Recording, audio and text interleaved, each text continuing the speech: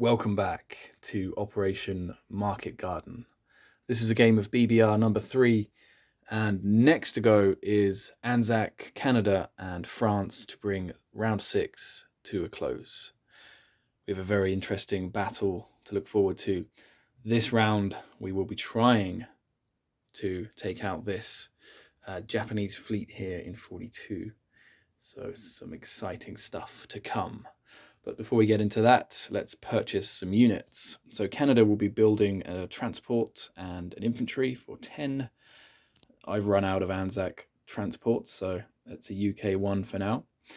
And Anzac will be purchasing a transport, an infantry, and a fighter for 20 IPCs, all spent.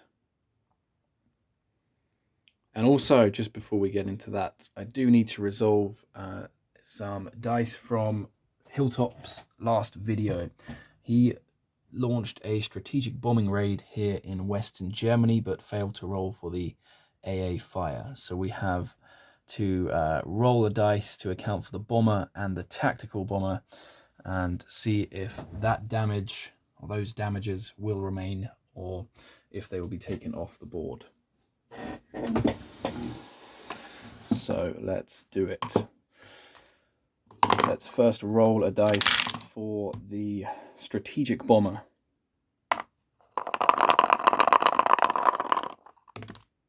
It is a miss, so the damages to the facility or the industrial complex in Western Germany remains. What about the, 4 damage to the airbase?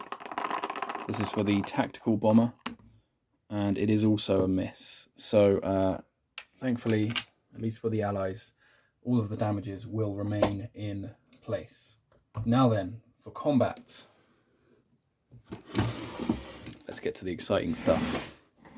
Here in 42, we have an aircraft carrier belonging to the Japanese with a fighter and a tactical, and also a destroyer. We've also got 2 transport ships, which are loaded with 2 artillery and an infantry. Already on board those transports. So let's see what we're going to do here. In 44, we've got a submarine coming in to 42. So that's 1 submarine. Over here in 62, just off the coast of Sydney, we've got a further 2 submarines coming over to attack the fleet here. We also have a destroyer joining the battle. And also, we're going to load up 1 infantry from Sydney onto a transport ship and move 3 spaces to Java. All going well, we will be doing an amphibious assault there as well, since Java is currently empty. But that's not quite it. We do have 2 fighters in Queensland as well, which will be moving over at the movement of 1, 2, 3, coming off the airbase. They will have 2 movement points remaining in their gas gauges. Let's do it. I'm actually going to pop this onto the battle board so that we can better visualize what's going on here. So let me go ahead and do that. All right, here we go. So this is what we're looking at here. And ooh, I don't know about this one, and that was my chair. I have a squeaky chair. But this looks this looks dicey. First of all, let's roll for our 3 submarines, because they cannot be, or any of their hits cannot be assigned to the aircraft. So we've got 3 dice at 2 for the subs. Let me actually pop this the other way around here. 1, 2, 3. Come on, subs.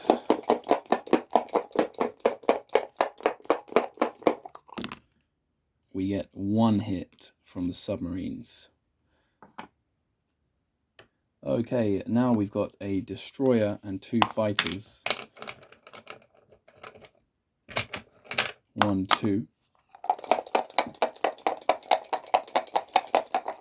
And we get just 1 hit. Yeesh, this isn't going very well so far. Okay, returning fire. Everything belonging to the Japanese can hit the Anzac forces. So we'll roll it all together. We do have 2 transports, so they'll get an extra shot. We've got an aircraft carrier, we have a destroyer, we have a tactical, and we have a fighter.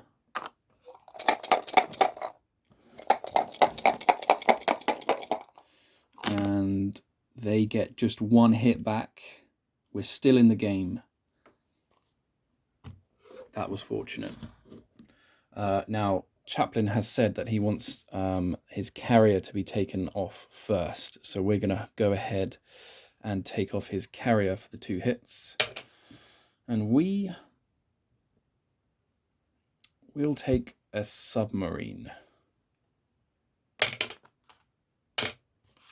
So let's continue for round 2 of combat. Still all to play for here. Once again, I do need to roll for my submarines separately, so we'll do that first. 2 blue dice for the submarines, and that is upside down. Apologies. 1 hit scored by the submarines.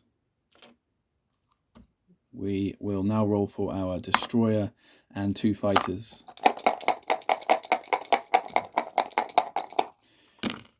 And they will get 2 hits. Okay, returning fire then. Let's see what we've got here. Once again, we have 1 green for this transports. We have a blue for the destroyer. We have a yellow for the tactical. And we have a red for their fighter. So 1 of each colour. Let's see what they get on the rebound. 2 hits.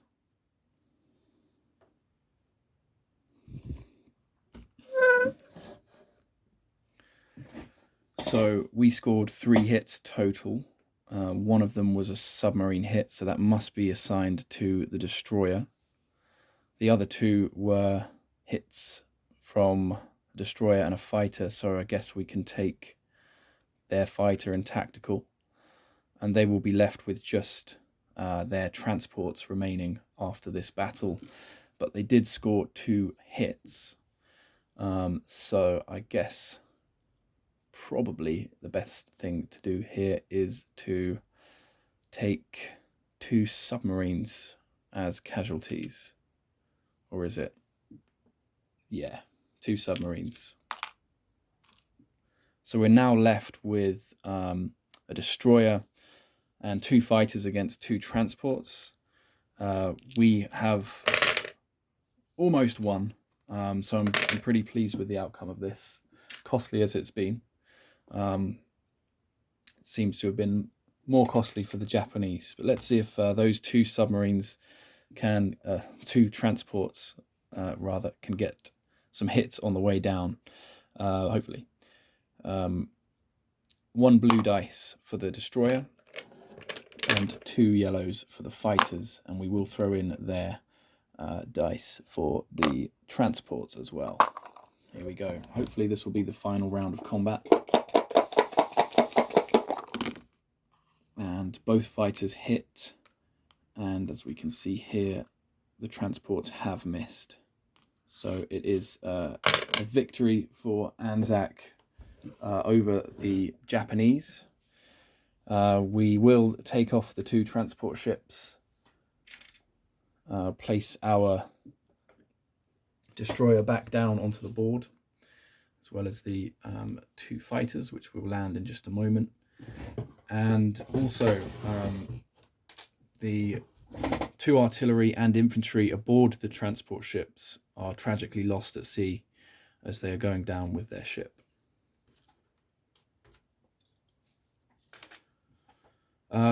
So the amphibious assault can go ahead, and we will take Java with the infantry. So let's pop an Anzac roundel down onto that. I'm going to pop the IPC chart up as well while I remember. So Anzac coming up from 11, 1, 2, 3, and 4. up to 15. Japan will come down 1, 2, 3, and 4 down to 55. So for non-combat, the fighters have 2 movement points remaining and will move 1 and 2 into Northern Territory.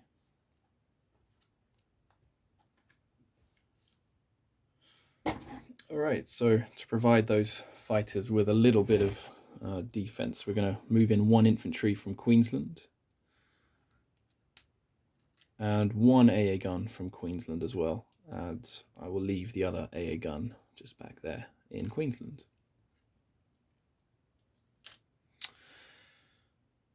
That's it, I think, for Anzac over this side of the board. Canada will do at the same time here.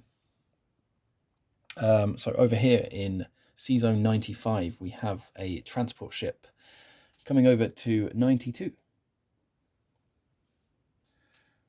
We also have a transport ship in 91, here in just off Morocco, picking up the infantry and artillery that are in Morocco and moving 2 spaces up to C Zone 110, and they will be dropped off into Normandy, Bordeaux. Our other transport ship up in 106 will pick up the 2 infantry and bring them down to Morocco.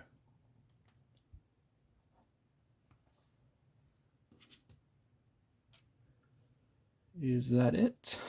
Excuse me. I think that's it. So we can do the French. The Frenchies, what are they going to do? They will board on 2 infantry in Algeria are going into C Zone 92 onto the transport ship belonging to Canada. And I'm just going to move this French destroyer up to 96 or whatever it is. And I think I'm probably going to do it. The 81 destroyer is moving up to the British fleet here out just off of Rome in that sea zone, which is covered up. Anything else? Don't think so. I'll just check quickly. Oops, there's definitely some more non-combat. I could hear Hilltop screaming at me from way over in Canada. The infantry artillery belonging to Canada, the French fighter, and this is actually an Anzac fighter as well. All of these 4 units here are moving into Paris.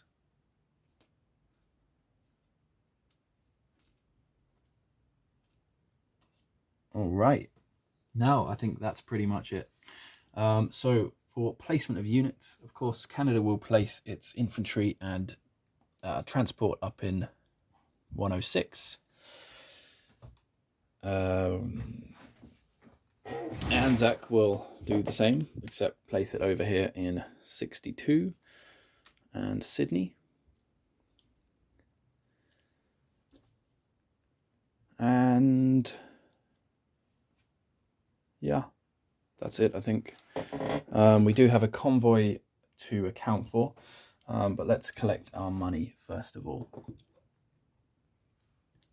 Ooh, a couple of very cheeky last minute moves. The 2 guys in Dutch New Guinea, let's move them over to New Guinea. And from Sydney, we'll also move an infantry and artillery up to Queensland. I hope the boys don't mind.